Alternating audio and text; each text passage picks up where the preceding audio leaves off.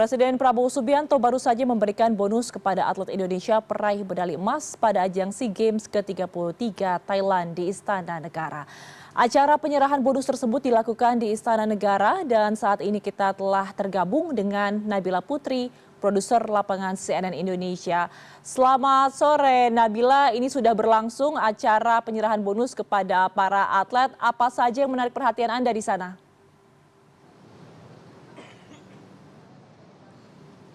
Ya, selamat sore Ayu. Betul sekali, baru saja beberapa waktu yang lalu Presiden Republik Indonesia Prabowo Subianto menerima para atlet peraih medali di ajang SEA Games 2025.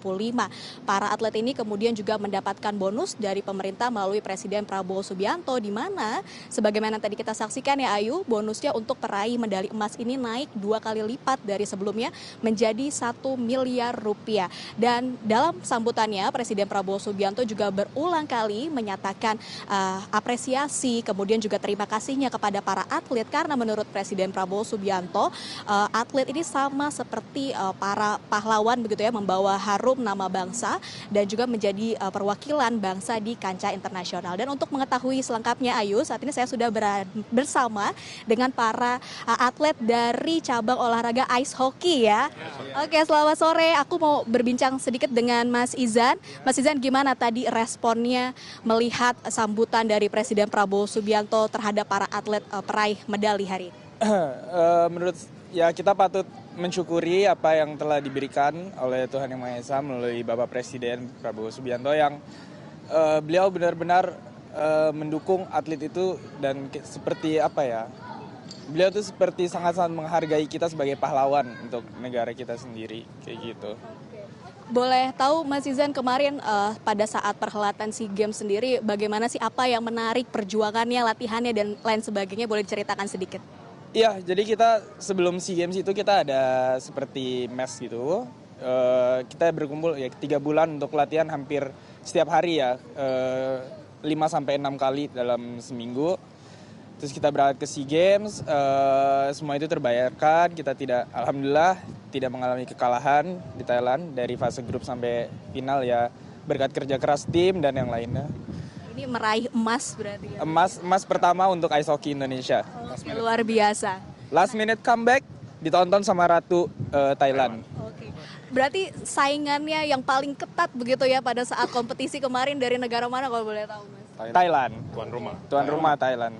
Mereka sebenarnya favorit ya.